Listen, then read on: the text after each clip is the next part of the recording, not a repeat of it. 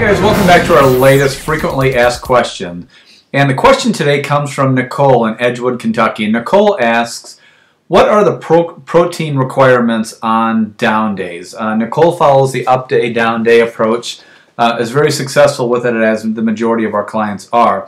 And so the question that we're asked a lot, especially like Nicole is asking here, what are the protein requirements? So those of you that don't know, now we're not against typical nutrition, typical dieting, typical nutrition strategies. There's nothing wrong with that. If people can eat the same calories every day, restrict their calories every single day, or manage about the same number of calories, there's nothing wrong with that. It works great. I've done it for years. It's something that works very well. It's just it's a particular thing that I've found that can limit people because it can really limit not only how much they can lose quickly, but it also can limit their enjoyment on food, or how much food they get to enjoy, or kind of the cutting out of some of the things that they may want to eat.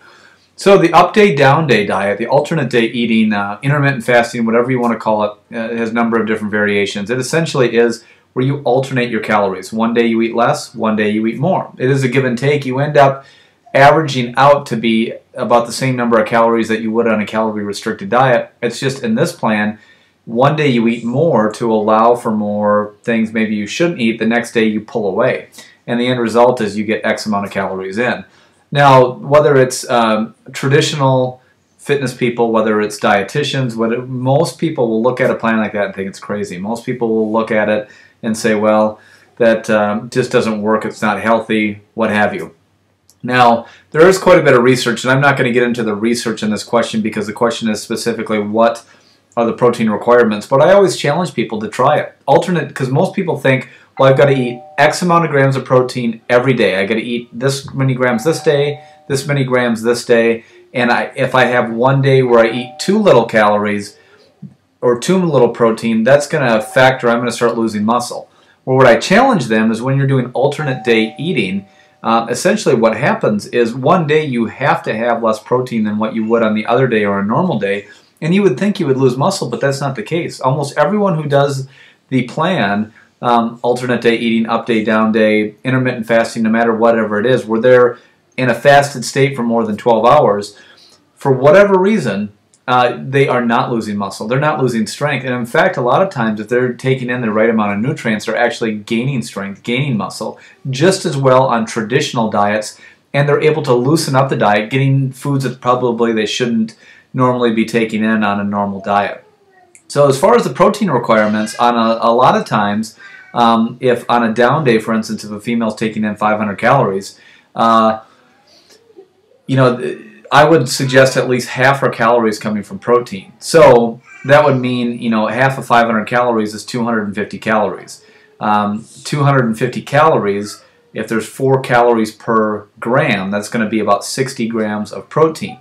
Now, you can get good results. You can lose weight by not taking in that much protein.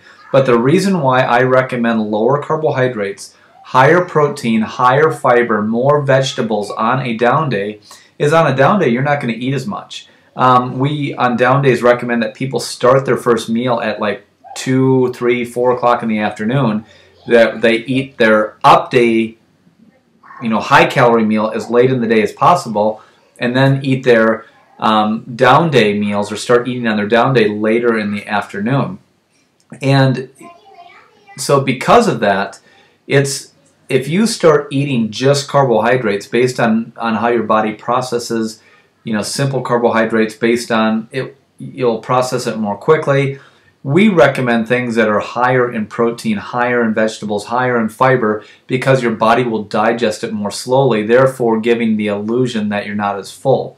So more voluminous foods is very important on the down day, because not only does your brain think you're consuming a lot of calories because of the volume, but because of the volume, it is going to keep you fuller longer. So vegetables are very important. Soup is another thing that's very good on down days. Anything that's high in volume. Now, there are some carbohydrates that you can get lots of volume for a little amount of calories. Oatmeal is a great option. Rice, quinoa. There's a lot of different types of carbohydrates that you can consume that has larger volume. It's just you don't want to add all the extra stuff. You can add broths and spices. You just can't add a lot of the stuff that you would normally add to it. But proteins, vegetables, fiber, they're going to digest more slowly. They're going to keep you fuller.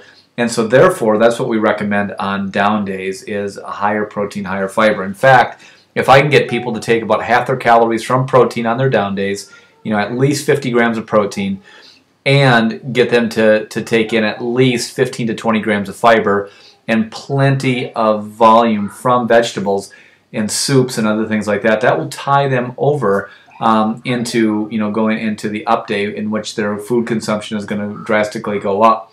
Another good snack to have on down days is beef jerky, because it takes longer to chew, it's high in protein, it's not very calorically dense. So I hope that answers your question, but for all the naysayers out there, I just say try it. When you look at the research of what it does to inflammation, what it does for fat loss, and then you couple the research in as far as adding in external supplements, external nutrients, and doing alternate day eating, the results show that you become just as strong, you lose just as much fat, but your diet opens up, loosens up, and you get to enjoy foods that you normally don't eat. So, Nicole, thanks for asking the question, and I hope that answers your question okay.